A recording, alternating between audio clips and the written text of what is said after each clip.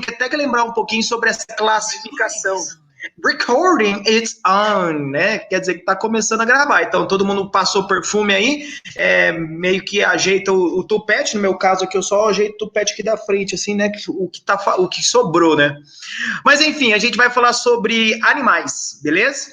E lembrando um pouco também sobre essa classificação biológica, né? Onde que a gente está inserido dentro da diversidade de vida que nós conhecemos atualmente, que está, né, restrita a esse planetinha azul aí. E também vamos falar um pouquinho de cada grupo. Mas, de verdade, devido ao nosso tempo, né? The clock is time. Nossa, nada a ver esse inglês, né? The clock is time, o relógio é o tempo, nada a ver. Mas a gente vai falar bem rápido sobre alguns grupos e eu vou demorar mais tempo em outros. Esses outros que a gente vai demorar mais tempo são aqueles que estão relacionados ou com doenças ou literalmente os que mais caem no vestibular. São eles, tá? Plateumintos, nemateumintos, nemátoda, né? Que eu acho que é a forma correta da gente falar. Artrópodes e cordados, beleza? São os 4 grupinhos que a gente vai demandar mais tempo, porém a gente vai viajar por todos os grupinhos dentro do reino animal. E aqui começa já a aula, beleza? Começa já com essa história, o que é reino, o que é filo, o que eu tô falando. Como existe uma grande diversidade, né, de vida no planeta Terra, para a gente conseguir organizar e entender melhor, estudar de forma mais ordenada esses organismos, a gente foi agrupando esses organismos. Então, da diversidade que a gente conhece como vida na Terra, nós fomos fazendo grupinhos esses que têm grande similaridade de algumas características como a morfologia de suas células, às vezes a fisiologia, às vezes as presenças de determinadas proteínas, conjuntos gênicos, enfim. Então a gente agrupou segundo as suas similaridades, tá? Atualmente, eu digo aí desde 1950, principalmente, as classificações são mais organizadas devido a caracteres moleculares, tudo bem? Então, a gente está começando a aprender atualmente qual é a real ancestralidade e o parentesco evolutivo entre os grupos. Mas aqui o que eu quero que você não esqueça, né, é que esses grupinhos, eles têm hierarquias. Então, eu vou começar no grupo maior, ou seja, que agrupa uma maior quantidade de organismos, e agrupa uma maior quantidade de organismos porque a gente pegou características mais generalizadas, genéricas para fazer essa classificação, e eu vou descendo na boquinha da garrafa até chegar no caráter mais específico, tá? E até o grupinho que é mais específico mesmo, nós damos o nome de espécie, beleza? Então, começando com um grupo grandão, e por favor, pessoal, quem tiver alguma dúvida aí, eu não sei se tem chat aqui, eu acho que tem um chat aqui, né? Pode ir escrevendo aí nesse chat que em determinados momentos eu vou parando a aula, lendo esse chat, perguntando para vocês, tudo bem? Para não ficar a esmo aí a sua pergunta. Não esquece de perguntar, você está aqui para aprender, não é? Então, beleza. Começando com um grupão maior que nós damos o nome de domínio, beleza? Então, os seres vivos estão agrupados em domínios. E os seres vivos que eu estou falando são os organismos dotados de células. Como assim células, professor? Todo organismo que tem células, seja uma ou sejam várias, estão dentro desses domínios. Existe um grupinho à parte, né, um grupinho estranho que não tem célula, mas a gente pode estar inserindo dentro dos organismos vivos. E ainda há uma discussão sobre isso, que é os vírus, beleza? Então, o grupinho dos vírus, ele fica à parte dessa classificação que a gente vai utilizar na aula de hoje. Então, vírus tá para lá e a galera que tem célula tá para cá dentro dos domínios. E esses domínios são 3, tá bom? Então, eu tenho 3 domínios, 3 grupões. O mais antigo, nós damos o nome de bactéria, você já chuta até qual organismo vai estar dentro desse grupo, né? As bactérias. Porém, ainda existem outras bactérias que são mais derivadas, ou seja, evolutivamente são mais recentes, que estão dentro de um segundo domínio, que também tem bactérias, só que tem um nome diferente, chamado arqueia. Beleza? Então, eu tenho bactéria, depois tenho arqueia, e depois desses 2 grupinhos, desses 2 domínios, eu encontro um terceiro grupão, tá? Que nós estamos inseridos dentro desse grupo que eu chamo de domínio eucária. Então, concluindo, temos 3 grandes grupos, 3 domínios, dos quais as bactérias, os seres procariontes, dotados de células que não têm envoltório nuclear, ou seja, o DNA fica solto dentro do citoplasma dele, são 2, bactéria, o mais antigo, e arqueia, o mais recente. E depois, os organismos dotados de células eucariontes, é literalmente a simples definição, células eucariontes. Tem célula eucarionte? Está dentro desse domínio chamado eucária, beleza? Dentro do eucária, quem temos? Aí a gente chega naqueles reinos famosos que a gente já conheceu lá, né, desde o maternal, beleza?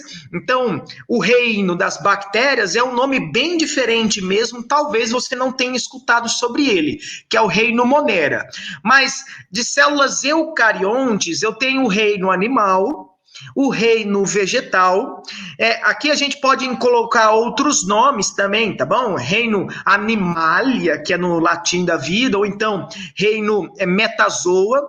Tenho das plantas, né, dos vegetais, eu tenho o reino Plantae, ou reino Metáfita também, que é um outro nome para esse reino, mas por enquanto só falei 2 reinos.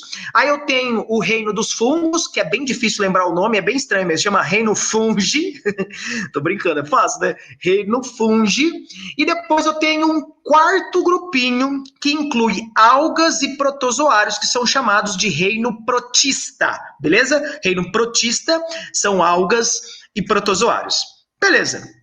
Tudo isso é para a gente entender que agora, na aula de hoje, a gente vai entrar em grupos dentro de um desses reinos. Nós vamos falar sobre filos, que são subgrupos dentro do reino animal, ou quando a gente for estudar botânica, nós vamos estudar então plantas, né, filos, dentro do reino Plantae. Quando você vai estudar fungo, ou protozoário, ou alga, você vai estudar filos, grupos dentro desses reinos. E hoje a gente estuda filos, ou seja, grupos que estão inseridos dentro do reino animal, beleza? Então, a partir dessa introdução da classificação biológica possível que a gente pode utilizar, a gente começa a estudar literalmente as características principais dos organismos que estão dentro do reino animal, e depois a gente vai falar sobre algumas importâncias, sejam elas médicas, ecológicas, de cada um desses grupinhos, beleza? A partir de agora, vou compartilhar a tela. Por enquanto, alguma dúvida, pessoal? Tranquilos? Aqui no chat não temos dúvida, tá? Se alguém quiser falar alguma coisa, pode falar também, beleza? Vamos compartilhar a tela. Share your screen. Share screen. Então, compartilha. Você deve estar vendo agora a minha tela de computador. Eu estou indo para o PowerPoint, né? E vamos aqui começar com o reino Animalia, né? Esse nome aí estranho, que são organismos, pessoal, que eu tenho organismos, todo organismo que está dentro desse reino, ele é dotado de células eucariontes, ou seja, pessoal, são células que apresentam organelas especializadas. Essas organelas, talvez você tenha escutado mitocôndria, né? Você tenha escutado falar sobre retículo endoplasmático, complexo de Golgi. É isso que eu estou falando. Então, dentro do reino animal, todo organismo tem essas organelas. As células são dotadas dessas organelas. Além disso, as células do reino animal, né, dos organismos dentro do reino animal, apresentam também o envoltório nuclear, ou seja, o DNA guardado, armazenado, protegido dentro, né, do envoltório nuclear. Beleza, segue o jogo. Então, além de serem organismos dotados de células eucariontes, eles não são dotados de apenas uma célula. Então, esses organismos são formados por diversas, milhares, bilhões e trilhões de células. Se a gente pegar um elefante, por exemplo, são trilhões de células necessárias para constituir o corpo de um elefante. Então, são organismos pluricelulares, beleza? Eucariontes, pluricelulares. O que mais tem que ser para ser um animal? Então você deve estar olhando aí para o seu irmão mais novo, a sua irmã mais velha, né? E o seu amigo do teu lado aí, espero que não esteja, né? Porque é para todo mundo estar em casa quietinho, sossegado, isolado. Mas você olha para o lado aí e você fala assim: será que esse cara aqui é um animal? Beleza, você pode até ter falado para a pessoa uma vez, ô, seu animal. Mas por que você chamou ele de animal? Ele tem célula eucarionte? Beleza, tem célula eucarionte. É dotado de várias células? É um organismo pluricelular? É pluricelular. Só que o que mais ele é para ser um animal de verdade? Ele tem que ser heterotrófico, ou seja, ele tem que ter a capacidade de se alimentar de outro organismo e não de produzir o seu próprio alimento, beleza? Então, quem produz seu próprio alimento são plantas, são algas, algumas bactérias que têm a capacidade de fazer a fotossíntese ou quimiossíntese, beleza? Agora, como nós não fazemos isso, você deve subir na laje, passar aquele óleo soia, né, que é para dar uma, né, douradinha na pele, enquanto isso você não está engordando, você não consegue fazer fotossíntese, portanto você é um ser heterotrófico. Então, beleza, eucarionte, pluricelular e heterotrófico. Está quase gabaritando as características de ser um animal. O que falta é que, além de nós, animais, outros organismos também são eucariontes, podem ser pluricelulares e são heterotróficos, que é o grupinho do fungos, né? Da vida, o reino fungi. Eles também são isso também. Então, como separar, né, o seu irmão mais novo, a sua irmã mais velha de um fungo ou então falar para ele que ele é um animal? Então, além dessas três primeiras características, essa pessoa ela tem que ter desenvolvimento embrionário, tem que ter passado por algum processo de desenvolvimento embrionário. Então, todos viemos da barriga das nossas mães, então tivemos um desenvolvimento embrionário. Então, ponto. Se a pessoa ao seu lado gabarita essas quatro características, pode chamar ela de um animal, beleza? Então, dentro do reino animal, a gente vai seguir a linha do pente, né? A sequência do pente. A sequência evolutiva aqui é mostrada para vocês de como foram surgindo, né, os diferentes animais dentro do reino animal. O primeiro grupão é o filo do Bob Esponja, que é o filo porífera, beleza? Que são as esponjas do mar. Literalmente, né, o Bob Esponja em si é uma esponja, né? Scott Bright aí, né? Sei lá qual é a marca que você usa na sua casa. O desenho em si é, na verdade, uma crítica, né, à poluição aquática. Mas nos poríferos, no reino porífero, não tem um Bob Esponja que nem aquele lá. São organismos que são parecendo uns tubinhos, né? Ou melhor dizendo, alguns uns barrilzinhos que são filtradores. Então a água passa por meio da parede desses organismos, que é dotada de vários poros, e sai por essa boquinha aí que nós damos o nome de ósculo.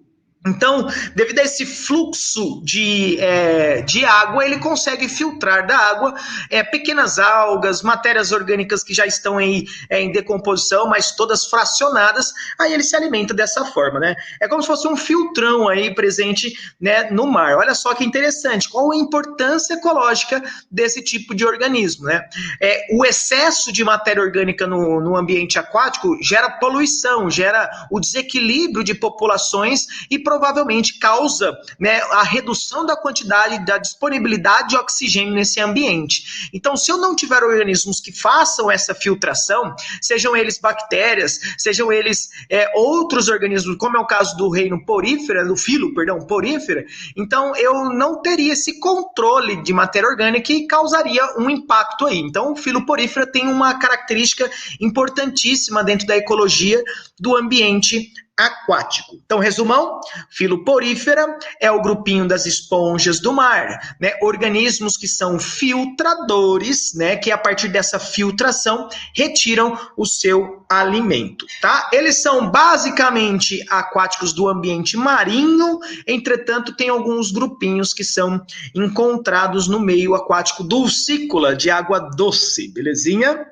Aqui, só para te apresentar o formato do corpo desse porífero e te contar o nome da célula que é específica desse grupo. Aqui dentro do reino animal, cada filinho aí normalmente tem uma célula bem famosa. E no caso dos poríferos, o nome da célula é essa aqui embaixo, ó, coanócito, que tem esse flagelinho, tá? Por que eu falo que é importante saber que poríferos têm coanócitos? É porque esse fluxo de água, para ele conseguir fazer a filtração, ele existe devido ao batimento, ao chicoteamento desse flagelo presente nessa célula, tá bom? Então, todos os poríferos apresentam coanócitos. Só que tem uma coisa interessante desse grupo.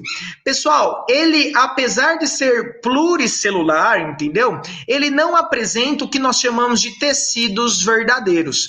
Ele é um grupo dentro do reino animal bem separado dos outros, tá? Ele não deu origem a ninguém. Então, assim, nós temos um ancestral em comum aos organismos do filo porífera. Porém, do filo porífera não surgiu nada, porque esses organismos não têm tecidos verdadeiros. E qual que é a consequência disso para o organismo? Primeiro, não apresentar tecidos verdadeiros, eles não têm a capacidade de formar órgãos especializados. Então, são estruturas, são organismos extremamente simples, beleza? Extremamente simples e sensíveis às alterações ambientais que possam ocorrer na onde ele está vivendo. Agora, a segunda característica, que também é importante para a vida desse animal, é que não ter tecido verdadeiro significa que todas as células dele, incluindo esses coanócitos, determinadas situações do ambiente podem induzir essas células a se diferenciar em outras células, principalmente aquelas que ele está precisando, entendeu? Então, eu não tenho células especializadas, eu tenho células ainda parcialmente indiferenciadas. Então, supondo que venha uma onda forte e consiga quebrar parte do corpo desse organismo, ele tem uma capacidade rápida de regeneração, devido à presença dessa parcial indiferenciação de suas células. É como, gente, se eu tivesse célula-tronco a minha vida inteira. Então, vamos supor que eu tenha sofrido um acidente, como o acidente que aconteceu agora com o porífero que eu estava falando. Eu perco parte do meu corpo, sei lá, perco as ligações entre neurônios de uma parte da minha coluna. Fique tetra ou paraplégico, beleza? Se eu tivesse, como os poríferos, essas células indiferenciadas durante toda a minha vida, esses neurônios poderiam ser produzidos novamente, reconectada, portanto, essa estrutura e eu voltaria a andar, beleza? Essa é uma das linhas de pesquisas interessantes que estão fazendo com esse grupo, beleza? E é por isso que eu vim aqui tratar sobre ele. Pegou? Lacrou? Tudo bem até agora? Alguém tem alguma dúvida? Fale agora ou cale-se para sempre.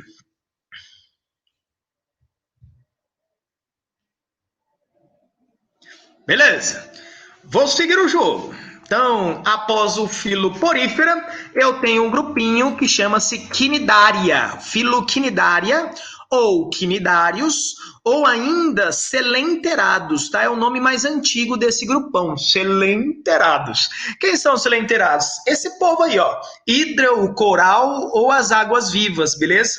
Basicamente, a gente começou a aula falando sobre a galera que vive no filme do Procurando Nemo, né? Basicamente isso.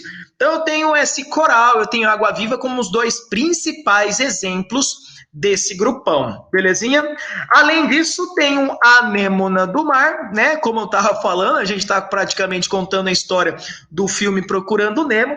E tem um negócio interessante também, um exemplar interessante desse grupo, que é a caravela portuguesa, beleza?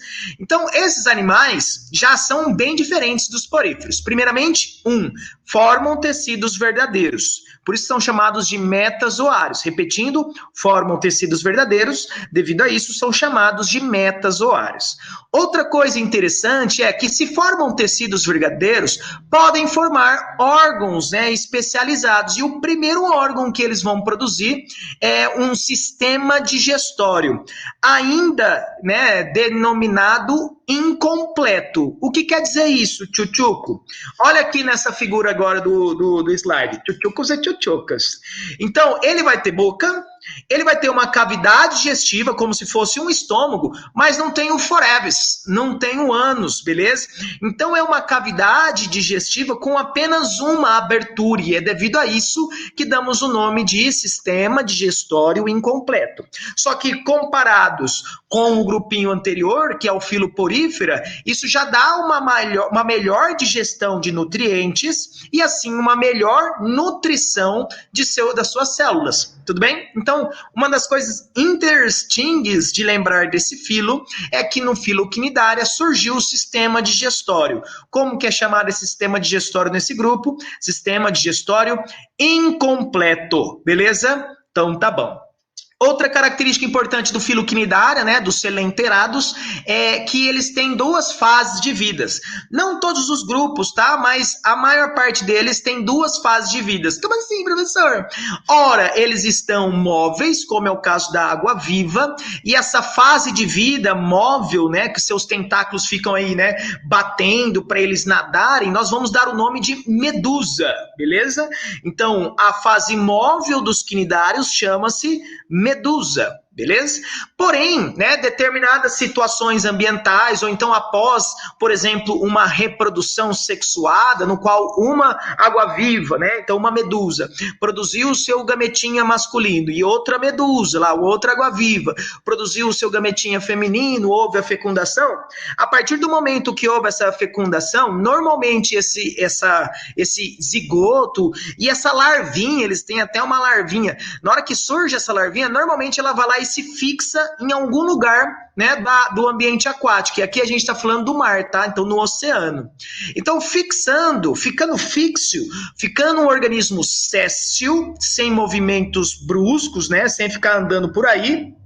Então a gente vai dar o nome agora de pólipo e não mais medusa, tudo bem? Então, nos cnidários, além dessa característica de apresentarem tecidos verdadeiros e com isso formarem um sistema digestório incompleto, eu também tenho essa presença de alternância de gerações, no qual ora ele é medusa, móvel, ora ele é pólipo, séssil, beleza? A anêmona do mar desse slide anterior aqui, ó, é um exemplo de pólipo, e a caravela portuguesa é um exemplo de medusa, beleza? Até não parece a medusa da mitologia mesmo, porém, a intenção é falar dessa mobilidade.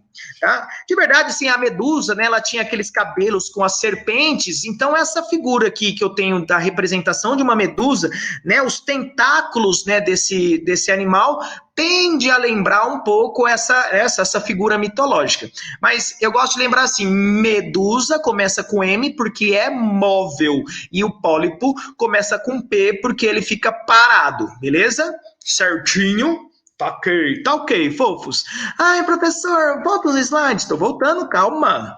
Então tá aqui, ó. O coral é um exemplo de cnidário. Sim, sir, é um exemplo. Ele é um pólipo? Sim, na verdade não um só, são vários. É um conjunto bem grande de pólipos. E aqui fica a dica, belezinha, não tem mais disponível no Netflix, infelizmente. Fui procurar agora há pouco, não tem mais disponível. Mas acredito que tenha como baixar na internet aí um documentário chamado Chasing Coral, ou então, no português, para ficar mais fácil, Em Busca dos Corais. Entra nesse documentário aí, vê, né, dá uma observada nesse documentário que é show de bola, literalmente, porque conta como esses corais são formados e o impacto dentro do ser humano aí na vida desses corais. Eu já não falei para vocês, né, que eu acho que já falei. Então, beleza. Aí para nós o grupo dos cnidários. Só para acabar, uma célula bem famosa desse grupo é o cnidócito, é justamente o que dá o nome, né, desse grupo. E cnidária, cnidócitos, tá, pessoal? Ele vem do grego aí, que significa queimar, né, urticante.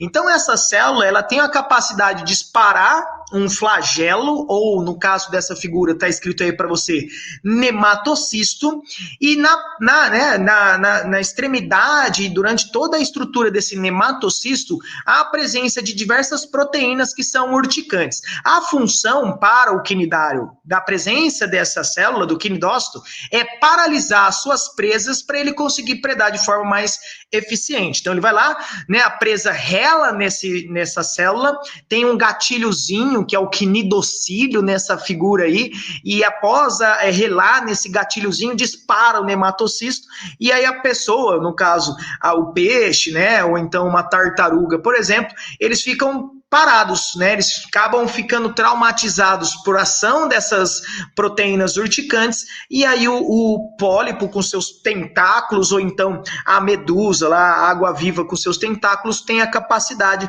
de botar para dentro da cavidade digestiva e digerir esse animal. Belezinha? Então, essa capacidade de queimar, de urtiga, vem de proteínas presentes dentro desse quinidócito. Beleza, tchutchucos e tchutchucas? Então, a anêmona e a água-viva e o coral são exemplos do filo Quiridaria. Agora sim, chegou nos caras que são famosos, plateumintos. E ó que nome louco aí para você escolher nome para seus filhos ou filhas. Então, plati ou helmintes, tá? E por favor, não vai colocar o nome de helminto, né, no seu filho ou filha, porque você tá chamando ele de verme, tá? Então, essa terminação helmintes é de verme. E plate ou platô é uma superfície achatada, né, reta. Então, esses animais são o quê? Vermes achatados, beleza? Na sua maior parte de vida livre, entretanto, com alguns grupinhos de interesse demais para a saúde do ser humano, são de vida parasitária. Então, aqui tem 4 exemplares dentro desse filo, que é o filo Plateumintes, que é a planária, né, eu tenho a planária de água doce e planária de água salgada. Essa toda colorida é de água salgada. Eu tenho a tênia e eu tenho o esquistossoma, tudo bem? Então, desses 4 aí, o que a gente troca mais ideia é da tênia, que é a tal da solitária, e do esquistossoma. Então, vamos ver algumas características interessantes, primeiro, do grupo, para depois tratar sobre as doenças aí que a tênia e o esquistossoma causam no ser humano. Então, primeiramente, eles têm uma diferença agora do grupo anterior. Lembrai-vos que a gente está gravando aqui a aula e, quando possível, você retornar para assistir essa videoaula novamente, faz o seguinte, vai anotando essas novidades evolutivas que eu estou tratando com vocês. Porque, basicamente, o vestibular, quando não trata, então, desses grupões que a gente está ficando mais tempo falando, o que ele vai fazer? Eles vão tratar sobre as diferenças evolutivas que cada grupo foi tendo em relação ao anterior ou anteriores desse aí. Então, novidades evolutivas. E por quê? Porque aí ele está te perguntando sobre 2 características, 2 matérias da biologia ao mesmo tempo. Está te perguntando sobre a zoologia, então está perguntando se você estudou sobre esses filos dentro do reino animal, e também está perguntando se você estudou, se entende do processo evolutivo, que toda biologia, na verdade, quase toda a ciência biológicas, né, as ciências que envolvem a vida no planeta Terra, ela passa pela evolução, tá bom? Então tá aí. Plateuminto, esse carinha aí, que é um plateuminto, é uma planária de água doce cortada e, né, seus órgãos internos abertos e mostrados para nós. E uma diferença que é bem interessante desse grupo é que eles têm uma cabeça, tá bom? Então lá nos quinidários, nos poríferos, eu não tinha uma região, né, de cabeça, uma região anterior assim, tá bom? Então esse processo de ter cabeça é porque o que aconteceu? O sistema nervoso nesses animais agora, ele começa a acumular neurônios. Eu já tinha neurônios nas águas vivas, tá? Então eu já tinha neurônios lá nos quinidários, então tinha um sistema nervoso, porém ele era bem rudimentar, nós chamamos de sistema nervoso difuso, só que agora aqui tem um sistema nervoso ganglionar, e isso torna, né, dá uma capacidade para esses animais de reconhecimento e compreensão do ambiente melhor. Os animais, comparado com os outros organismos, né, dentro da diversidade de vida, eles têm uma alta capacidade de interpretar as informações do ambiente. E com isso, responder a esse ambiente, né, essas variações ambientais, de forma mais eficiente e inteligente. Então, a inteligência significa eu conseguir reconhecer o ambiente e responder de forma adequada para que eu evite lesões, para que eu consiga buscar alimento de forma mais eficiente, beleza? Por enquanto, tudo bem? Eu escutei alguém falando comigo aí. Eu entendi uma coisa, sistema nervoso o quê? Top. Sistema Você tinha nervoso dito. ganglionar, gânglios, ou seja, os gânglios, né? Quando a gente pega gânglio, eu penso sempre gânglio na hora que eu fico doente, assim, que eu vou colocando os dedos assim no meu corpo, principalmente aqui embaixo da garganta, do lado da garganta, né? Você tem gânglios aqui que ficam inchados, né? Então, gânglio é, na verdade, acúmulo de células. E quando a gente está falando do sistema nervoso, eu falo de acúmulo de células nervosas, os neurônios, belezinha?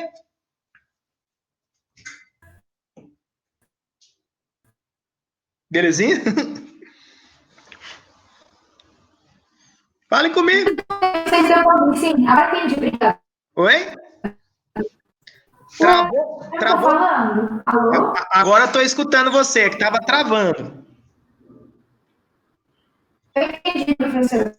De verdade? Obrigada. Tá certo. Sim, tô fazendo anotação junto. Tá certo, então. Se o Beleza. senhor puder falar um pouquinho mais, Eu não escutei porque travou. Você pode falar de novo, por gentileza? a minha internet é ruim, desculpa. Se o senhor puder falar um pouquinho mais devagar, ajuda. Lógico, posso sim. Então é o seguinte, vamos fazer o seguinte, vamos combinar. Eu consigo falar, eu vou falar mais devagar, só que a gente não vai conseguir chegar em vertebrados. Aí a gente na próxima aula pode falar sobre os vertebrados, mas bonitinho. Posso falar mais devagar e a gente só fica nos invertebrados. Podemos fazer assim, pessoal? Sem problema? Eu até prefiro, de verdade, falando mais devagar, e esses caras aqui que a gente está falando são mais importantes. Pode ser? Todo mundo tranquilo? Eu acho melhor falar um pouco mais devagar mesmo, é mais de boas. Aí, então beleza. Eu tava falando rápido porque a gente tem tempo, né? Eu queria tentar falar sobre tudo, mas se eu prefiro que vocês entendam. Então, beleza. Falando mais devagarzinho. Então, nesse grupinho, então, como a pergunta é, eu queria saber o nome de quem perguntou, por gentileza. Heloísa. Elo, beleza. Obrigado pela pergunta, viu, Heloísa? E pela parada aqui pra gente saber que eu tava falando muito rápido, parecendo locutor de rádio, provavelmente, né? Ainda as pessoas devem falar assim, o que tá acontecendo? Eu tô falando que reino, né? Mas vamos lá. Então, a Elo perguntou para mim sobre o sistema nervoso. Então, na evolução dos animais, começou lá nos poríferos, que não tem célula nervosa nenhuma. Lá nos quinidários, que é o segundo grupinho, que nós acabamos de passar, eles têm neurônios? Tem. Então, eu tenho um sistema nervoso. Porém, esses neurônios, eles não são muito bem conectados entre si. Então, não tendo essa conexão, então, a partir do momento que a água viva, por exemplo, é sensibilizada em um local do corpo dela, ela não consegue responder como um completo, assim, né? Por exemplo, se eu vou lá e dou um socão na tua cara, o seu corpo inteiro responde a esse ambiente, a essa influência do ambiente, beleza? Agora, a água viva não, ela vai respondendo por partes e de forma muito lenta. Tanto é que a água viva, ela é bobona, tá? Se não fosse, apesar de, tipo, elas serem quase eternas, né? Elas têm a capacidade de ficar regenerando as suas células, essas células elas ficam vivas a praticamente infinito, mas como são bobas, elas são facilmente predadas, tá bom? Agora no filoplatelmintos, devido a essa existência de um sistema nervoso ganglionar, ou seja, os neurônios começam a ficar mais próximos entre si e, portanto, começam a fazer mais conexões entre si, essa planarinha aí, ela não é mais boba, beleza? Então, são organismos que eles têm uma capacidade maior de interpretar as informações do ambiente e responder de forma adequada. Então, a planária, por exemplo, essa que está no nosso slide, o que acontece com ela? Ela gosta de ambiente escuro. Se você for lá na represa e pegar um copo de água, assim, né? Aqueles copos de requeijão de plástico mesmo, e lá do lodo, né? Na parte de baixo da represa, primeiro você sai com 4 braços novos, né? E depois disso, você vai ver que as planárias estavam todos no lodo. Ela gosta de ficar aí se alimentando desse restinho, né, de matéria orgânica, né, decantado no lodo.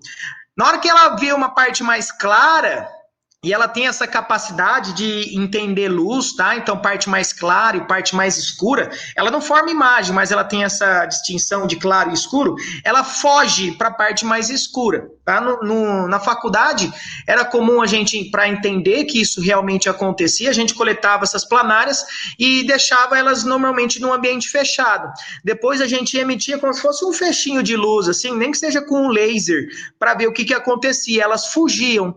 Então, o sistema nervoso ganglionar é um sistema nervoso no qual eu tenho uma maior e mais eficiente interpretação do ambiente. Isso vai continuar, Elo, vai continuar daqui para frente, cada vez mais neurônios se acumulando, ficando cada vez mais próximos. Chegando no nosso caso, por exemplo, que a gente tem um órgão inteiro, basicamente, de neurônios acumulados, né, que é o nosso cérebro.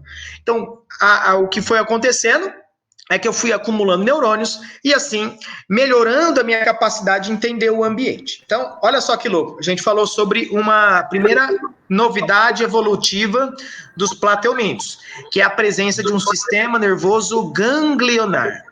A segunda característica é a presença de uma cabeça, beleza? Aqui, o nome técnico que a gente vai colocar nisso é cefalização. Então, sistema nervoso ganglionar e cefalização. E terceiro é a capacidade deles enxergarem o ambiente. Um primeiro rudimentar olho, tá? Que na figura do seu slide está escrito ocelo, tá bom? Então, tem um sistema nervoso ganglionar. Tenho também uma cefalização, um processo de formar uma parte anterior, uma cabeça, e o processo da existência de um olho, né, de um órgão sensorial para a luz. Tudo bem até agora? Beleza. Vamos seguir. Oi? Se as pessoas possuíssem... Dá para me ouvir ou tô travando? Tá, tô ouvindo, mas fala devagarzinho, porque aí se travar a gente não perde muitas coisas. Tá. Se as pessoas elas tivessem essa mesma habilidade das águas vivas de regenerar, as pessoas viveriam mais... Eternamente. Também também parte de pesquisa, tá? De entender como que essas águas vivas, elas têm essa capacidade. De verdade, o que acontece é que elas têm uma alta capacidade de reciclar as suas organelas, do seu material genético ele ser constantemente corrigido para possíveis mutações, mas também tem um lance, a Elo também que está falando, né, de novo. Então, vou seguir. O que acontece é que uma principal capacidade é que o metabolismo, né, energético dessas águas vivas, ele é muito lento, muito lento. E isso significa que elas consomem muito pouco oxigênio. Consumindo muito pouco oxigênio, significa que elas oxidam muito pouco as suas células, as estruturas de suas células. A gente depende de muito oxigênio, no nosso caso, né? O nosso cérebro é um órgão que precisa muito de oxigênio, os nossos músculos precisam muito de oxigênio, as nossas vísceras, muito oxigênio. Então, a gente tem que colocar para dentro do nosso corpo esse gás ele vai ser utilizado, então tem uma utilização benéfica para nós, só que pela presença desse gás dentro das nossas células, ele não vai ser utilizado apenas para coisa boa, ele acaba acarretando, né, gerando alguns problemas para as nossas células, que é a oxidação, ou então a produção de espécies reativas de oxigênios da vida, né, tanto que a gente fica lá tomando sucos detox e antioxidantes da vida, para justamente diminuir essas espécies reativas. Então, o que eles estudam nesse sentido com os quinidários, né? Eles estudam essa capacidade antioxidativa, essa capacidade de regeneração, reciclagem das organelas, que elas têm bastante, tudo bem? Então, assim, o que a gente pode tirar daí para frente? Que daqui a pouco esse estudo, né, puro, dessa ciência pura, de como funcionam as células das águas vivas, por exemplo, pode ter uma aplicação terapêutica para o ser humano, nos levando, por exemplo, a aumentar a expectativa de vida. tá? A expectativa de vida de qualquer organismo, ele tem vários fatores que influenciam, mas no nosso caso, se a gente aumentar a expectativa de vida, eles estão tendendo aí para pensar para 130, 150 anos, tá? Isso daqui a uns 50 anos, se a gente não se matar com bomba nuclear e dos impactos do meio ambiente, né? Mas a ideia é essa. A partir desses estudos, a gente consiga ter uma aplicação na redução do envelhecimento, né, da senescência do nosso corpo, beleza? Então, olha só que louco, uma pergunta dessa já faz entender o porquê é importante investimento em ciência, e não só em ciência que está agora, né, sendo ativa, vamos supor, sendo aplicada, né? A gente tem que investir também na ciência pura, entender como o vírus funciona. Tinha congressos antigamente que eram coisas de 15 participantes, entendeu? E aí o porquê que tinham 15 participantes apenas e não mais? Porque são congressos que tem pouco fomento, né, investimento. Então, por isso que a gente tem que entender um pouquinho que a ciência ela funciona de uma maneira global. Eu preciso de vários estudos para a gente conseguir uma aplicação que seja útil para o ser humano. Belezinha? Então, sim, nós seríamos, na verdade, imortais. Só dependeremos de alguém matando a gente, né? Ou nós nos matando, utilizando drogas, né? Consumindo agrotóxico, enfim. Seríamos imortais se não fosse isso. Então, bora lá. Plateu Mito. Tá legal aí. Eles ainda têm sistema digestório incompleto. Vamos lembrar o que é sistema digestório incompleto? É que existe a presença da boca, tem uma cavidade digestiva depois dessa boca, porém não temos o ânus. Então, nesse caso aí, a planária come, engole, beleza? Vai lá, por meio... Tá vendo que o intestino dessa planária aqui tá desenhado em azul. Tudo isso aqui é intestino, e esse intestino vai tendo várias bifurcações, né? Várias saídas, é como se fosse a gente tem uma rua principal e ruas secundárias. Isso aqui são chamados de secos intestinais. O que? Secos intestinais, que vão auxiliar esse animal a distribuição de nutrientes. Eles não têm sistema circulatório como a gente, não tem veia, não tem artéria para levar do intestino, por exemplo, para a ponta do dedão o nutriente. Aqui é os secos intestinais, essas linhas azuis aí que vão levar para o resto do corpo do animal os nutrientes digeridos, né, na digestão. Só que tem uma coisa interessante. Já vou até falar a pergunta, peraí. Tem uma coisa interessante. Comeu pela boca, people, fez a digestão, o que ela tem que fazer? O resto dessa digestão, se sobrar alguma coisa, ela meio que vai vomitar isso, tá bom? Pela boca também. E caso ela queira fazer xixi, por exemplo, ela tem poros por todo o corpo para fazer xixi durante todo o corpo. É como se fosse fazer um high five na pessoa do lado e a sua mão tivesse suada, mas não de suor, mas de xixi, beleza? Pode perguntar aí quem estava perguntando. Hello, você de novo?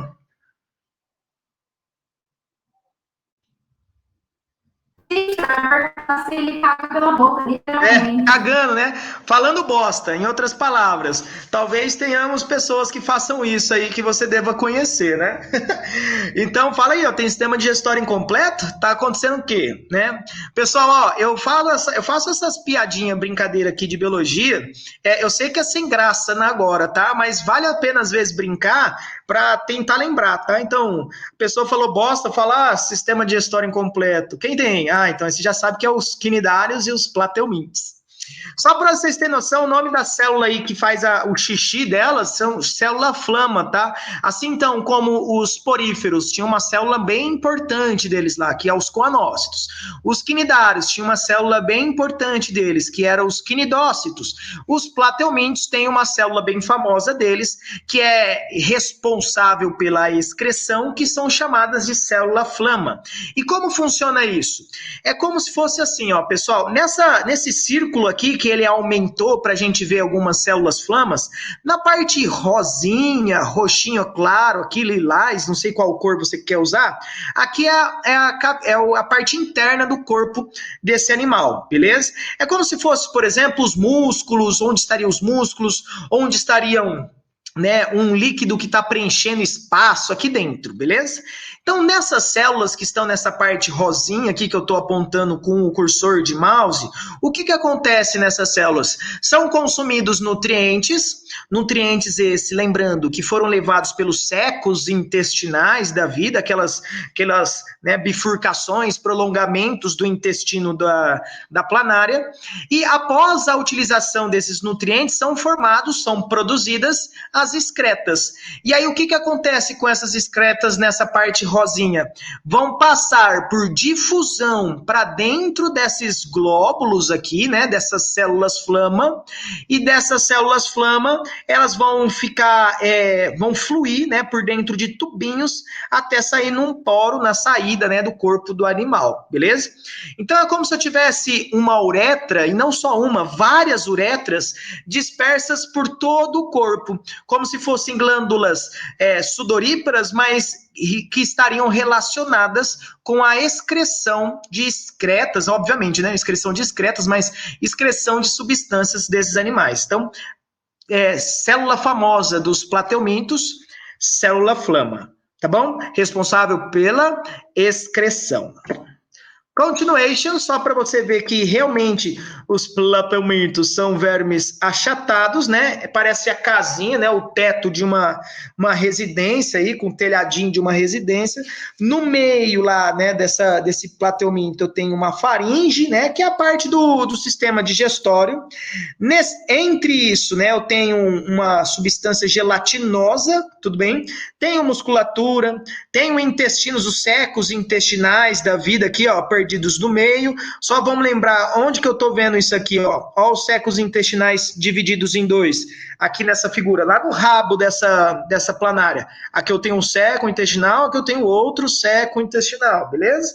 Então, ele está te mostrando a faringe aqui no meio e os dois secos intestinais naquela figura. Então, vamos passar lá de novo. Faringe aqui no meio e os dois secos intestinais aqui, né, do ladinho. Mas o que é da hora nessa coisa é, primeiramente, entender que temos doenças, e dessas doenças, em todos os animais que causam doenças desse grupo, eles têm um desenvolvimento indireto, ou seja, depois do ovinho, depois dos gametas masculino e feminino se juntarem, formam uma larvinha. E dessa larva surge o adulto, tá? E as principais larvas que a gente vai escutar aqui vai ser cisticerco, miracídio e cercária. O cisticerco vai ser a larva da tênia e o miracídio, a cercária, serão os dois tipos de larvas que nós temos lá do esquistossomo. Mas fica tranquilo, eu tenho um próximo slide aqui que vai falar bem bonitinho de cada uma dessas doenças. Então, dentro dos plateumintos eu tenho 3 grupos, desses 3 grupos, 2 são de vida parasitária, 2 serão aí que a gente vai discutir nas doenças. Então, cestoda é o grupinho da tênia, trematoda é o grupinho do esquistossomo, da barriga d'água, e turbelária é o grupinho da planária que a gente estava estudando. Vou começar, então, pela esquistossomose, doença também chamada de barriga d'água, que o agente causador, o organismo que causa essa doença é o esquistossoma, que o nome científico bonitinho dele é Schistossoma mansoni. Como? Schistossoma mansoni, beleza? Tá aí o nomezinho, o nome científico dele. Pode falar, fala de novo. Anterior, eu vou voltar ao anterior. Esse aqui? Esse aqui? Esse mesmo. Beleza. Esse aqui são os 3 grupinhos dentro dos plateumintos. Olha só na sequência como está no slide.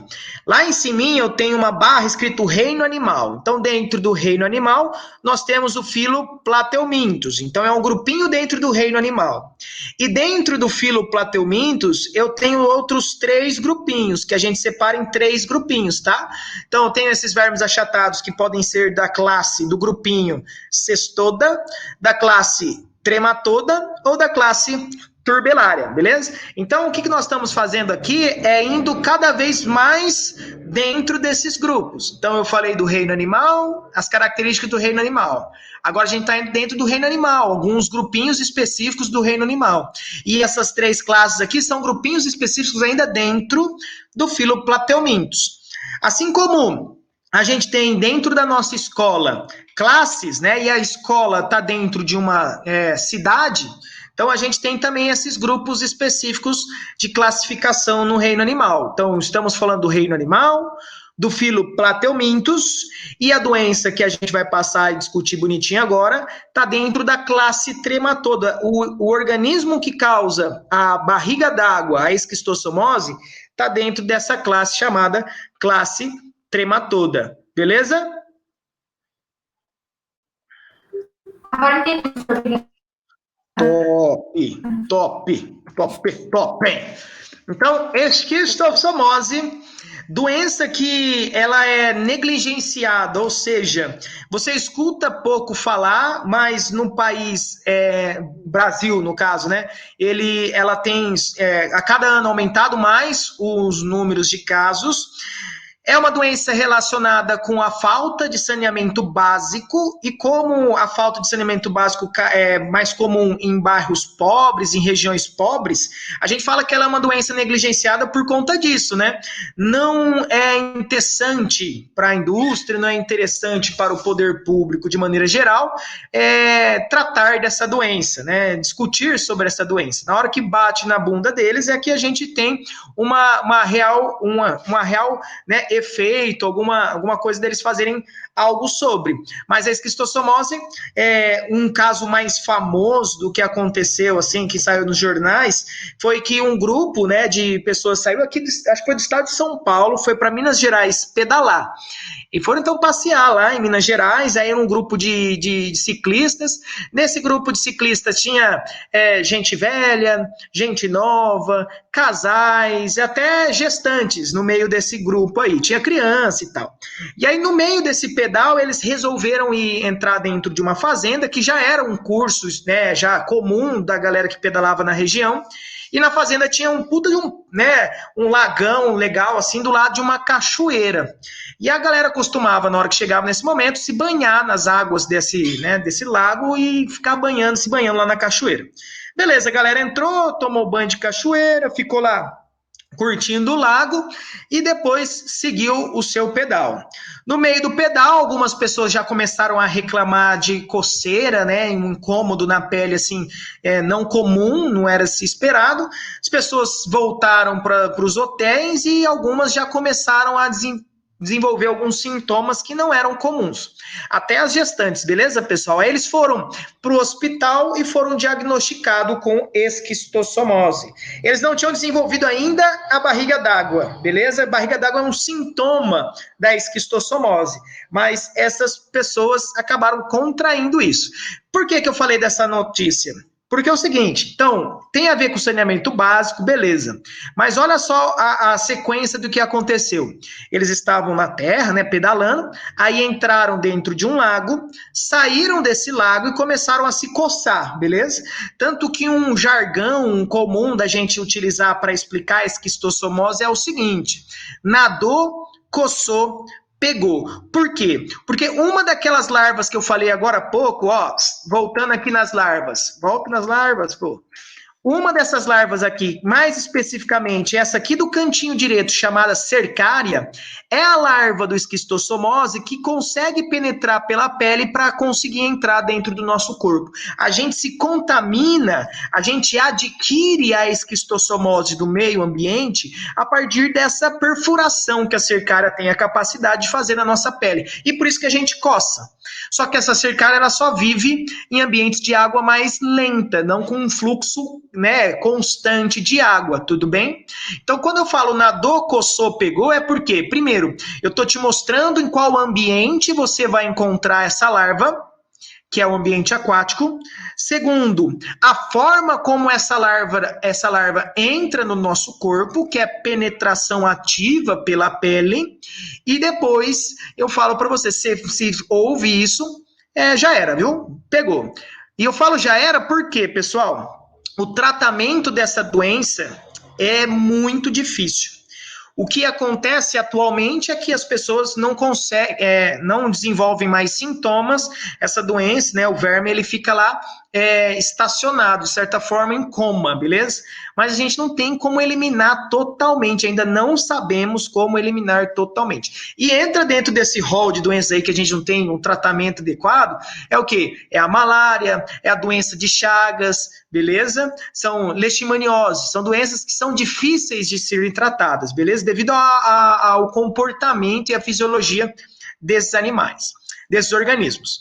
Então, lembrando, devagarzinho. Então, a esquistossomose, também conhecida como barriga d'água, tem como agente causador da doença, essa palavra vai aparecer constante para a gente nas doenças, tá? Que é o agente etiológico, é o agente causador da doença, quem causa. E quem causa, então, a doença esquistossomose chama-se esquistossoma Manzoni. Para você que não está conseguindo enxergar direito aqui, desculpa o azul claro, tá? Mas é esquistossoma Manzoni, tá até em itálico. E isso é uma coisa que é imprescindível quando a gente escreve nome científico, tá bom?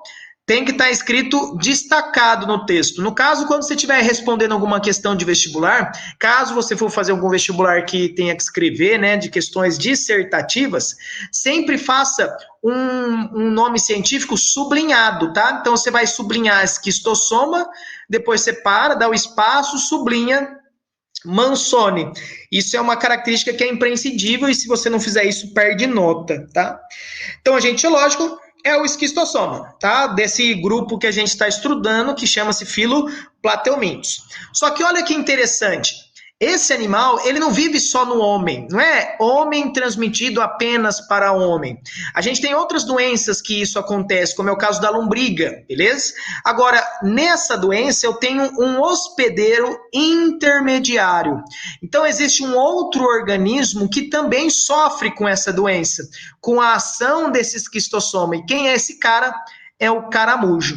Caramujo, pessoal, é como se fosse um caracal, beleza? Um caracal aquático, beleza?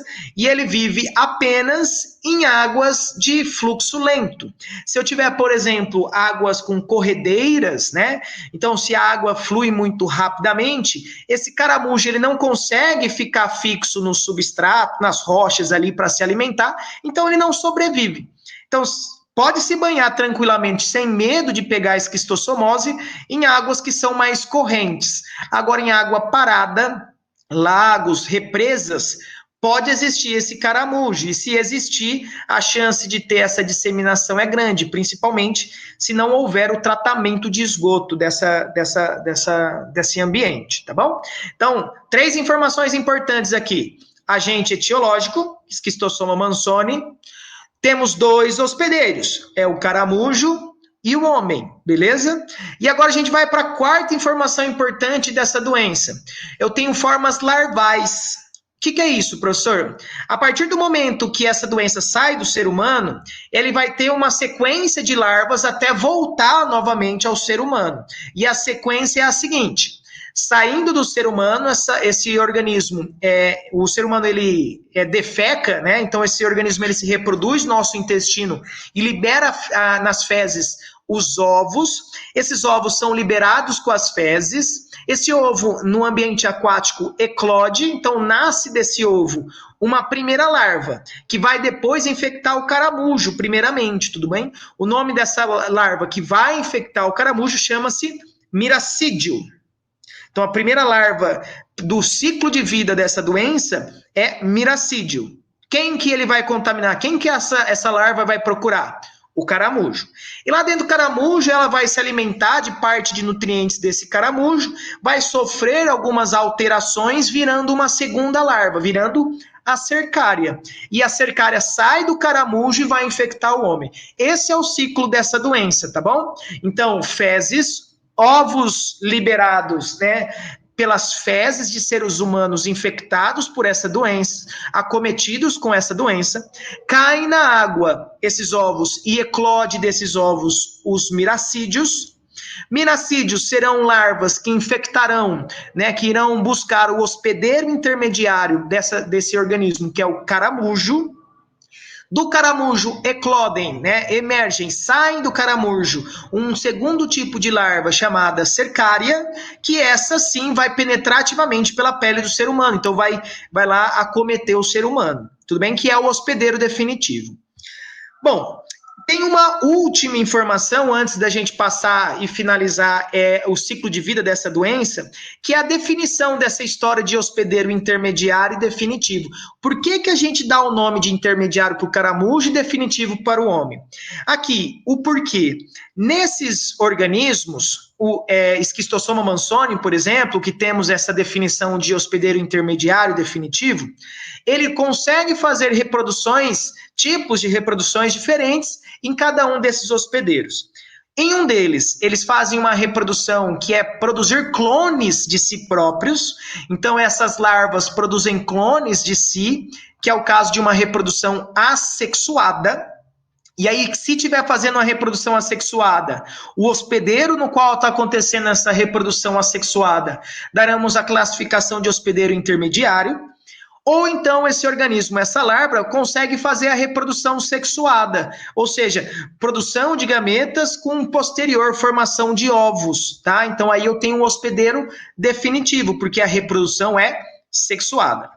Ponto. Hospedeiro intermediário, reprodução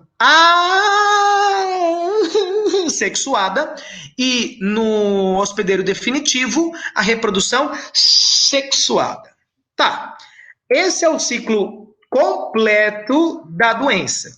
Difícil, segue a sequência do pente. Começa no 1 e vai até o 11 da vida. Então, vou seguir com vocês até esses últimos minutos da nossa aula, beleza? Então, o primeiro momento, tá bom? Os ovos do parasita são liberados nas águas pelas fezes e urina do ser humano. Normalmente é fezes, tá? Para ser liberado pela urina, tem que romper várias barreiras, incluindo a barreira dos rins lá, que é mais difícil. Então é comum sair pelas fezes. Então a pessoa vai lá ou faz cocô no meio do lago, ou então faz cocô na hora que dá descarga, esse esgoto ele vai direto para o rio e esses ovos vão parar no ambiente aquático. Número 2. Os ovos eclodem liberando miracídios. Lembra a primeira larva? Beleza? Essa larvazinha ela tem cíliozinhos para conseguir se movimentar. E por conta dessa movimentação, conseguem entrar e encontrar o seu hospedeiro intermediário, o caramujo, nesse ponto 3 do nosso ciclo de vida aqui. Os miracídios penetram nos caramujos. Você não conseguiu ouvir? Eu não consegui ouvir porque ela travada, mas... O hospedeiro intermediário é a reprodução assexuada? Perfeito. Assexuada. Beleza? E o que quer dizer reprodução assexuada? Quer dizer que não há produção de gametas nesse tipo. Então, por exemplo, a gente está seguindo um ciclo de vida aqui, né? O miracídio faz reprodução assexuada nos caramujos, ou seja, um miracídio vai, por meio dessa reprodução, produzir outros 2 miracídios, ainda dentro do caramujo, tá bom? Só que esses 2 miracídios filhinhos desse são clones dele, beleza? Então esse é o tipo de reprodução assexuada. E como acontece no caramujo, a gente chama o caramujo de hospedeiro intermediário, tá bom?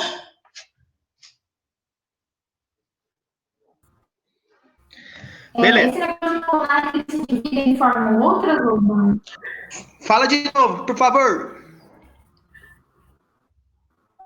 Esse negócio de clonagem aí porque se divide em forma outra ou... Entendi. Esse negócio de clonagem é porque esse tipo de reprodução não mistura, não fica trocando genes com ninguém, tudo bem? É só isso, não tem nem lance assim. O lance dele é que é dessa forma que ele se reproduz nos caramujos, tá bom?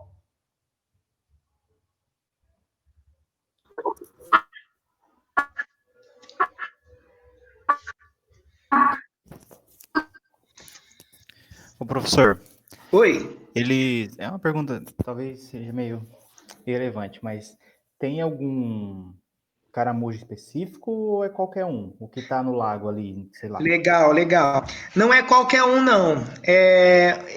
O principal, eu tenho basicamente uns 3 gêneros, tá? Mas o principal que a gente mais encontra aqui no Brasil, na América do Sul, que é uma das principais regiões de casos dessa doença, o gênero do caramujo é Bionfalaria, com o Fá, aí não é com F, é com PH, beleza? E isso é uma coisa interessante, por quê? Você perguntar. Não é qualquer um, porque parasita, ele é normalmente um organismo mais específico. A gente comentou sobre isso ainda quando estávamos tendo aula lá na escola, que quando a gente foi falar sobre parasitismo, eu comecei a falar sobre os vírus, né? E vírus e qualquer outro parasita, ele tem a tendência de ser mais específico, de ter um tipo ou 2, 3 no máximo, tipos de hospedeiro, porque ele se especializa em entrar nesses hospedeiros. Se ele for muito generalista, ele não consegue, né? Ele não consegue romper as barreiras e as células de defesa desses organismos. Então, não é qualquer um caramujo, não. Não é eu pegar esses, por exemplo, esses que ficam escalando a nossa parede aí, os caramujo, esses caramujo africanos da vida aí, que trouxeram para o Brasil, e tacar no lago e vai dar certo, tá bom? É porque os miracídeos, o esquistossoma, ele é adaptado a conseguir penetrar dentro desse caramujo, principalmente desse gênero que eu falei para você, Bionfalaria, e não sofrer ação das células de defesa desse organismo. Então, o caramujo, ele tem umas células lá, uns glóbulos brancos dele da vida, só que eles não têm a capacidade de matar esses miracídeos. Assim, ele consegue se reproduzir assexuadamente dentro do caramujo. Beleza? Beleza, senhor, valeu. Top! Top! Quem falou comigo? O Giovanni. Giovanni, esse aí tá sempre nas minhas aulas. Obrigado, viu, mano? Então, tamo aí. Quarto episódio, né? Quarto momento aí da vida de um esquistossoma. Então, ele deu um rolê no meu caramujo, né? Experimentou um escargot. E aí, esse miracídio, né? Ele vai se desenvolver na forma de cercária. E sair do caramujo e dar uma nadada. Virar o Michael Phelps da vida. Essa cercária, pessoal, ela tem em torno 3 a 4 no máximo, estourando, assim. Quando a água for top, né, 4 dias de vida. Se não for, morreu, já era, beleza? Então essa cercária fica nadando procurando seres humanos, tudo bem? Ai, professor, então como que elas chegam na gente? Normalmente vai ter cercária na onde tem ser humano vivendo mesmo. Porque da onde veio essa cercária? Veio de um miracídio. Da onde veio esse miracídio? De um ovo que foi depositado por fezes de ser humano, tá bom? Se for lá no meio da Amazônia, nadar num lago no meio da Amazônia, ou então um lago no meio da Serra da Canastra, no qual não tem civilização próxima, então muito dificilmente você vai ter esse tipo de doença lá. Não, sim, não vai ter, né? Pensando que a gente tem apenas 4 dias de sobrevivência dessa cercária para ela conseguir encontrar um ser humano, penetrar pela pele e continuar o seu ciclo de vida, beleza? Então é próximos de regiões que são habitadas pelo ser humano. Então essa cercária, lá no meu ponto 5 aqui do meu slide, vai penetrar pela pele humana, tá? Então, ponto 6. Do ponto 6, o que ele vai fazer na hora que ele entra na pele humana? A cercária vai perder esse flagelo, essa cauda que ele tem aqui, e aí começa a ir para o sangue. Do sangue vai para o fígado, né? Então, o sangue leva esse organismo para o fígado. No fígado, ela amadurece na forma adulta. Lembra que eu comecei falando que é normal em doença eu tenho esses desenvolvimentos indiretos, ou seja, a presença de larvas? Então, a larva é um desenvolvimento intermediário do ovo até o adulto. E os adultos desses organismos que a gente está estudando são quem faz a reprodução sexuada. Então, se a cercária, lá no nosso fígado, vira o adulto, né? Então, eu tenho até a simbologia aqui de macho e simbologia de fêmea. Então, quer dizer que é no nosso corpo que há a reprodução sexuada. Aí, lembrando, né, a nossa classificação de hospedeiros, se no nosso organismo, né, nós somos hospedeiros, e no nosso organismo acontece a reprodução sexuada, somos os hospedeiros definitivos desse organismo. Tá bom? Esse nome definitivo foi colocado por quê? Né? Não é só porque acaba o ciclo de vida aqui. É porque tem muita coisa relacionada com essa palavra.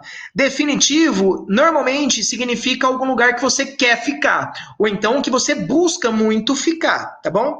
E a reprodução sexuada é um tipo de multiplicação de organismos, de reprodução, que ela gera variabilidade genética. E qual é a vantagem da variabilidade genética? É essa população estar mais adaptada ou apresentar uma possibilidade maior de apresentar variantes genéticas que tornem essa população resistente a alguma variação ambiental. Né, a gente está falando do coronavírus, por exemplo. Qual que é o medo? Um dos principais medos, né, que a gente tem é que ele sofra mutações, que tenham variabilidade genética. Com variabilidade genética, esse vírus, com essas vacinas e possíveis medicamentos que a gente está desenvolvendo, eles não terão mais efeitos com essa nova variante. Então, aí a gente perde todo esse sentido da gente estar pesquisando.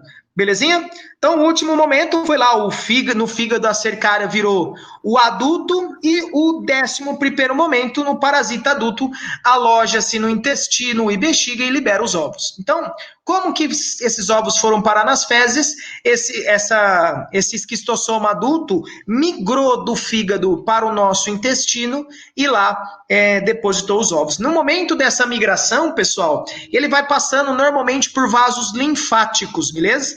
Vasos linfáticos, não sei se você lembra, tem um troço lá que chama drenagem linfática, que é uma massagem, né, que vão passando assim a mão no seu corpo, liberando a água acumulada nesses vasos. Então, até no final disso aí, normalmente você tem vontade de fazer xixi, né?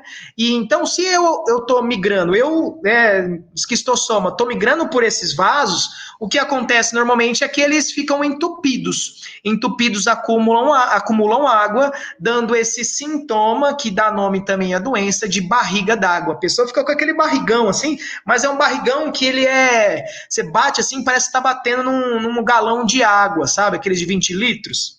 Pois bem, essa foi a esquistossomose, doença que mata, tudo bem? Cerca de 2 milhões de pessoas por ano.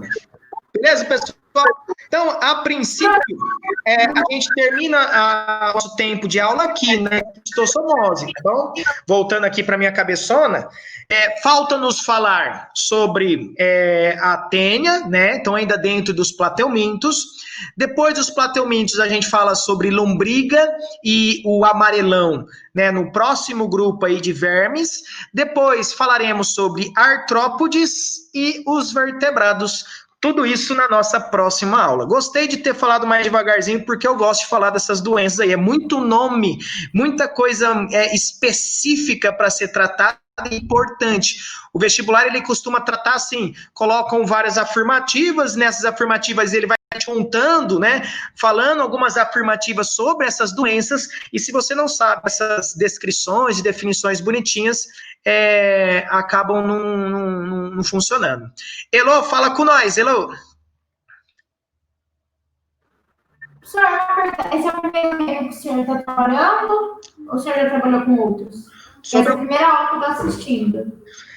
Sobre o quê? Não entendi, perdão. Se eu trabalhei com outros, o quê? Trabalhando, esse é o primeiro meio ou o senhor já falou de outros?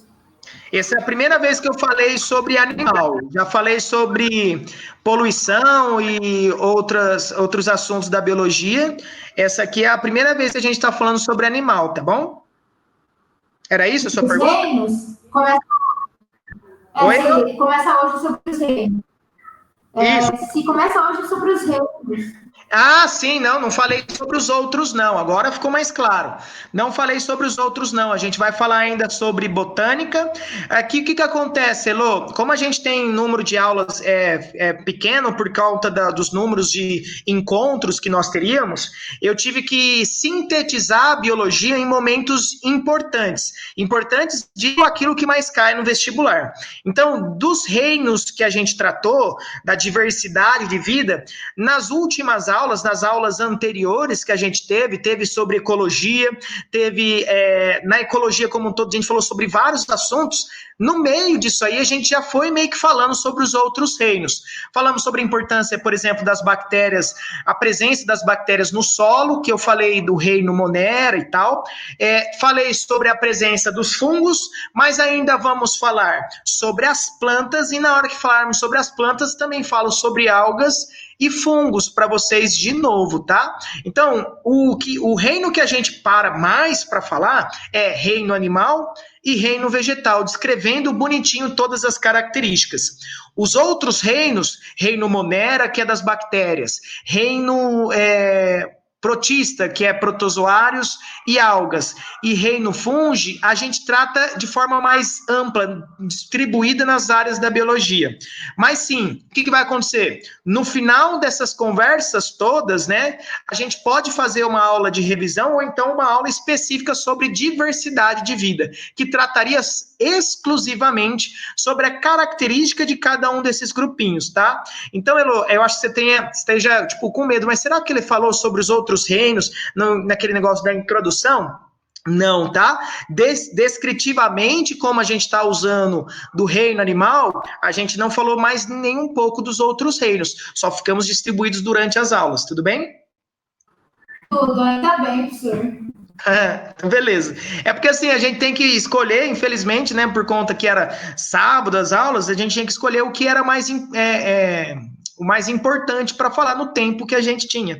Eu gostaria de falar mais tempo, mas felizmente é isso que a gente tem, tá bom? Para não atrapalhar a aula do outro professor aí, beleza? Beleza, professor. Fechou? Gente, é isso que eu tinha para trocar ideia. Espero não ter aí atrapalhado a tarde de vocês. Espero ter trazido um pouquinho mais de conhecimento e talvez entendimento do que a ciência, né, em cada parte da sua biologia, pode fornecer para nós de utilidade, tá bom? Fico por aqui. Agora vocês têm aula de história, se eu não me engano, né? Temos uns recados aqui no slide. Sistema nervoso o quê? Deu certo aí, né, Elo? Então, beleza. Então, tamo junto, beleza? Um beijo para vocês. Só falta agora a gente parar de recordar aqui o REC da vida. Será que meu colega, meu amigo vai parar de gravar? Vai parar? O Baldo já está aqui com nós. Oi, Baldo. Vai ficar gravando direto. Você já pega o gancho assim e já vai, né? Não, então, eu não sei, tipo, eu nunca peguei a sequência de aula. Tipo, já tá gravando? Então, tava gravando aqui. Eu acho que daqui a pouco o que vai acontecer é que ou ele para ou deixa gravando. Não sei como que eles vão fazer, mas fica tranquilo aí que hora que começa a sua aula? Agora. Então começou, já deixa gravando aí que eu acho que aí, ó, chegou, meu amigo. Eu vou vai deixar gravando aí, ó. Então, segue o jogo. Eu te passo o bastão. Vou deixar gravando. Boa. Passo o bastão e você continua a maratona aí. Valeu, Paulo. Boa tarde para todo mundo. Beijo para vocês. Boa tarde. Falou.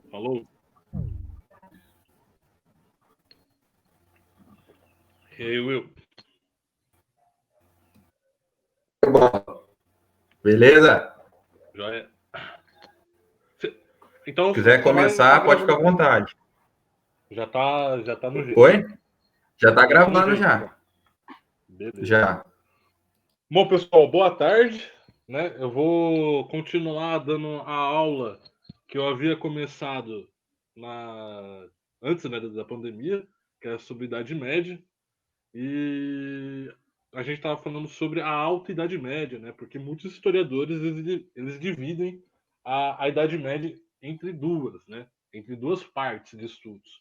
A Alta Idade Média, que é o início, e a Baixa Idade Média, que é da metade para o fim, né? Então a gente vai continuar a aula sobre a Baixa Idade Média. Pessoal, mas antes de iniciar a aula, desculpa aí que eu estou meio improvisado aqui, como vocês podem ver. Bom, vocês estão me ouvindo bem, primeiro de tudo? Então, sim. Tá de boa. Tá tudo certo? Sim.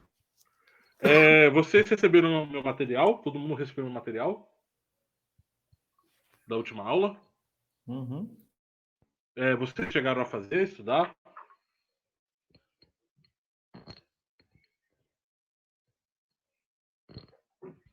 Ninguém?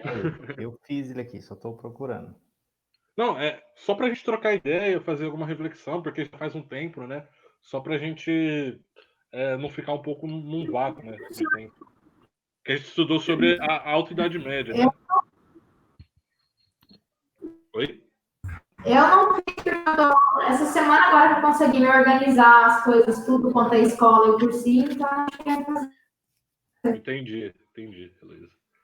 Bom, sobre a Idade Média, que vocês lembram, recordam alguma coisa? Vocês gostariam de conversar sobre? Bom, pessoal, é o seguinte. Então, a gente vai estudar aqui a Baixa Idade Média, como eu havia dito no começo da aula. Ela é o fim da Idade Média, né? Então, a gente tem aqui um período da história de 1000 anos. Então, no material que eu passei para vocês, sobre a linha cronológica da história, né? Dos períodos, a Idade Média ele seria o segundo aqui para a nossa história, certo? Porque o primeiro é a Idade Antiga, depois a Idade Média, que a gente está vendo agora, depois Idade Moderna e a Idade Contemporânea. E antes da Idade Antiga, a Idade é a pré-história, né? Certo? Que é antes do desenvolvimento da escrita. Bom, pessoal, hoje a gente vai falar sobre a Baixa Idade Média e praticamente eu vou focar um pouco aqui do verbo to be da história, né? Que é o feudalismo. Né? Vocês lembram do feudalismo? Uhum. Acho que a escola vive passando sobre o feudalismo, né? É a única coisa que ensina, né? No... Tipo, feudalismo. Só feudalismo, né? É o verbo to be, cara, da história. Desculpa, eu vou fechar o microfone aqui. Não, tranquilo. É até bom, assim, que eu particularmente eu prefiro, tipo, conversar assim com vocês do que, tipo, só discorrer sobre a aula. Beleza. Bom, pessoal, a Baixa Idade Média ela foi um período, né, da Idade Média que está no século XI e vai até o século XV, certo? Então, ó, lembra, quem chegou a usar o meu material aqui que eu passei? Quem que chegou a dar uma olhada? Alguém viu? Professor, eu acho que eu confundi. A aula que eu tive com você foi sobre... Roma e Grécia. Exatamente. Então, só que eu dei uma aula Eu... presencial antes da pandemia sobre a Alta Idade Média, certo? Essa eu não peguei. Você não pegou? Não. Bom, de qualquer forma, o Giovanni, né? Isso. Giovanni, tá no material que eu enviei no Whats. Eu vou enviar o material dessa aula também. E eu vou enviar no Whats novamente e no Classroom, para vocês terem acesso. Beleza? Bom, então, a Baixa Idade Média ela corresponde do século XI ao século XV, onde ela termina, né, em 1453, com a queda de Constantinopla, né, o Império Romano do Oriente. Então a Idade Média ela começa no início, né, da queda do Império Romano do Ocidente, certo? E acaba com a queda do Império do Oriente. Então, é esse período em que a Idade Média vai se desenvolver, certo? Então, a gente tem esses dois acontecimentos, é bom lembrar sobre eles, de divisão, certo? Entre a Idade Antiga e depois entre a Idade Moderna, certo? Então, ela começa com aquele Império Romano do Oriente ou do Ocidente? ó, o início da Idade Média corresponde com a queda do Império Romano do Ocidente. Certo? Agora eu me desbuguei. Desbugou? E ela vai terminar na queda, na queda do Império Romano do Oriente. Certo? Ficou claro, gente? Ficou claro. Ok. Bom, então, nele, assim, apesar de eu ter brincado um pouco, né, sobre a questão do feudalismo, mas não tem como fugir dele. Né? Não tem como. porque é uma das coisas que o Enem ele pega bastante sobre esse assunto. Então eu vou focar um pouquinho sobre o feudalismo. Mas antes eu vou passar aqui por cima o que a gente vai ver, né? Então, ele corresponde do século XI ao século XV, certo? É desses dois períodos.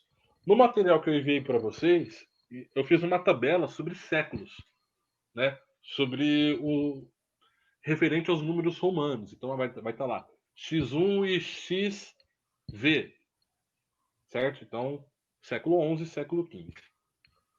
Bom, o que a gente tem aqui de diferente, de destaque na Baixa Idade Média?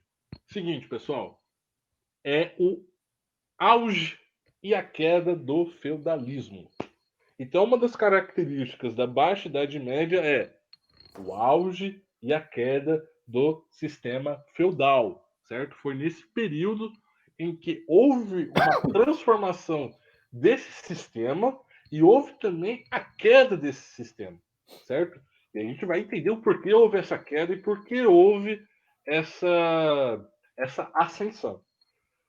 Bom, esse ápice, esse desenvolvimento, ele se deu entre o século XI e o século XIII. Sendo que o período anterior a isso, de formação, e o posterior é a decadência da formatação de uma nova organização política, econômica e social na Europa. Ou seja, a Europa buscava uma transformação, certo, de seu sistema.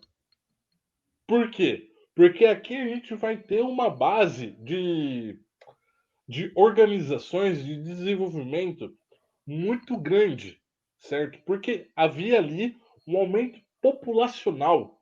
Então, as regiões, micro e macro regiões da Europa precisavam se desenvolver. Então, o feudalismo ele foi importante. Ele é o conceito base para entendermos o fundamento, um funcionamento da sociedade europeia na Baixa Idade Média, certo? E esse conceito não se refere apenas no sentido econômico, de exploração de terras, mas também ele vai fazer parte da sociedade europeia desse período. Então, veja bem, pessoal, o feudalismo ele não é só um sistema econômico. Ele faz parte, ele está intrínseco, ele está enraizado também na sociedade. Porque ele vai ser o estilo de vida das pessoas, ele vai ser o estilo econômico em que cada sociedade feudal vai se desenvolver ao longo do tempo, certo? Então o feudalismo ele é para além de um sistema econômico. Ele é a Baixa Idade Média. Ele é o estilo de vida. Isso, ele é um estilo de vida. Conseguiram entender? Sim. Vocês têm alguma dúvida sobre o feudalismo? Não, acho que tá tranquilo. Professor, como o senhor falou, ele se enraizou na sociedade da época, tipo, os modos, jeitos e meios como as pessoas viveram após a queda do feudalismo. Aí, Heloísa, né? Heloísa, aí vai se modificar um pouco. Porém, algo em comum da Baixa Idade Média ainda vai se perdurar na Idade Moderna, né? Que é o sistema de monarquia que vai se estabelecer a partir do que foi o sistema feudal, mas não é o feudalismo, certo? Então as monarquias vão surgir, as monarquias nacionais vão surgir com força pós-feudalismo, certo? Por que eu falo? Porque eu falei que é o estilo de vida. Por exemplo, na pirâmide social da Baixa Idade Média, e com ela o feudalismo, ela vai ser um sistema hereditário, ele vai ser um sistema de linhagem. Então, por exemplo, se você nasce como um camponês ou como um servo, você vai ser camponês e servo. Tipo, daqui a 3 gerações, sua família vai ser, seus filhos vão ser, seus netos, enfim. Porque No feudalismo, há pouquíssima mobilidade social. Não tem, praticamente. Né? Então, o que a gente vai ter aqui como o topo da pirâmide? O clero, depois os nobres, depois os servos e os camponeses. Certo? Então, essa vai ser a estrutura que vai ser passada depois na modernidade. Porque a gente vai ter a influência muito grande do quê? Da igreja, gente. Então a igreja ela vai se fortalecer na Idade Média e vai ganhar mais força após ela. Mas isso eu vou detalhar para vocês posteriormente. Né? Então aqui é só a gente dar uma perfumada, né, do que foi a Baixa Idade Média. Depois eu vou falar alguns conceitos mais aprofundados, né, os mais relevantes. Então, o feudalismo ele é uma ideologia na Baixa Idade Média, certo? Então fazia parte dos aspectos econômico, político, social e ideológico. Bom, e aí, como vocês sabem, né, dentro dessa estrutura do feudalismo existem os feudos, né, que por isso que é o nome, que é uma concentração de terra, né? Então, basicamente, é a exploração da terra, né? Então, essa característica mais econômica. O feudalismo, ele se caracterizou, né, no seu desenvolvimento econômico como a exploração da terra. Isso vai ser muito importante, gente. Porque aqui vai surgir técnicas agropecuárias que vai elevar a população. E depois vai existir uma grande consequência disso. Certo? Bom, outro tipo também. Vai levar o quê, professor? Desculpa, eu não te ouvi. Eu não consegui ouvir. Eu não consegui ouvir. Vai levar o quê, senhor Vai Xandinho? levar a ascensão, né, o desenvolvimento da população, esse desenvolvimento de técnicas agropecuárias, e também, posteriormente, a gente vai reparar que, naquela época, as cidades, né, entre aspas, os feudos, a sociedade não suportaria esse aumento populacional. Porque aí, devido à falta de higiene, devido à falta de tecnologia, de alguns estudos fundamentais para se ter uma população, né? E ela aumentou exponencialmente, aumentou muito rápido, né? Então isso vai ter alguns problemas, certo? Bom, aqui a gente vai ter dois tipos de relação, certo? No sistema feudal. O camponês estabelecido no feudo, porque vão existir dois, os camponeses fora do feudo e os que estão dentro do feudo. Os que estão dentro vão ser os servos, vão ter uma relação de servidão com o senhor feudal.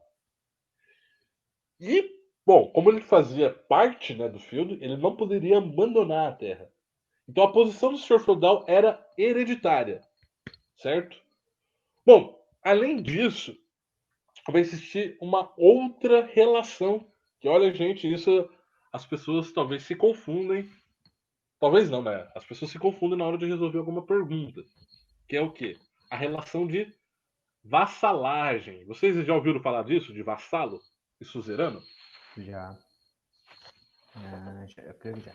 Já. Vocês querem se arriscar para falar sobre? Aí eu Alguém passo. arrisca? Passa? Mas o vassalo é um indivíduo que. Como é que fala? Mediante juramento de fé, né? Que Isso! Porra, Giovanni. tornava dependente, rendendo o próprio tributo, algo assim, né? Isso. Eles tinham um tributo de homenagem, né? Era um tratado. Então, qual que era a relação dos vassalos, da vassalagem?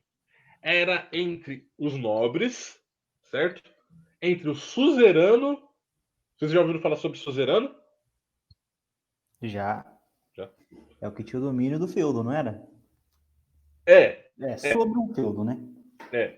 exato. também tinha, né? Não necessariamente deveria ter. Bom, então a gente tem o suzerano e o vassalo. Como o Giovanni disse, era uma relação entre nobres de uma ideia mais horizontal, olho no olho, entre si para si, certo? Então era uma relação onde o suzerano ele vai estar no topo dessa relação e ele vai oferecer um pedaço de terra, ou um feudo, para uma determinada pessoa de confiança dele, certo? Então existia uma troca, certo? De relações entre nobres que eram feitas entre os suzeranos e os vassalos, certo? Desculpa, gente, não confunda, que às vezes as pessoas acham que vassalo é algum termo pejorativo, algum termo de baixo status social, mas não era, certo? Então, aqui a relação se faz entre nobres, certo? Onde o suzerano vai estabelecer um laço de confiança. Esse laço de confiança ele vai ser feito em uma procissão chamada de homenagem, onde vai selar este contrato. Então vai ser de mútua proteção um com o outro. Já a relação de servidão, ela é uma relação vertical. Por que vertical? Porque não é olho no olho. Essa relação, como que ela se faz? Ela se faz a partir do seguinte modo. O senhor feudal, certo? Ele vai ser o quê?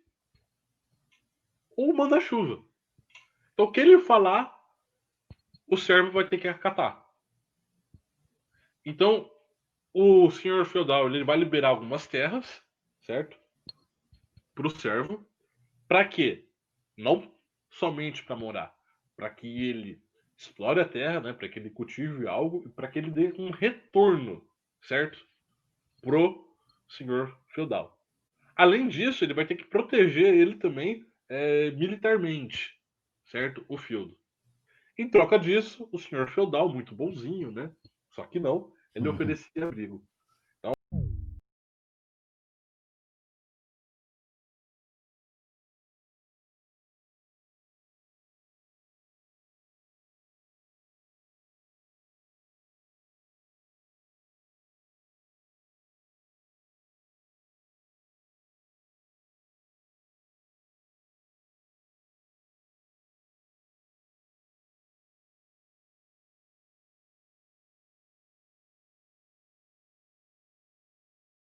Que eu não me acostumei ainda com esse. Tá tranquilo. Tá, beleza. Tá todo mundo me ouvindo bem? Só o Giovanni? Bom,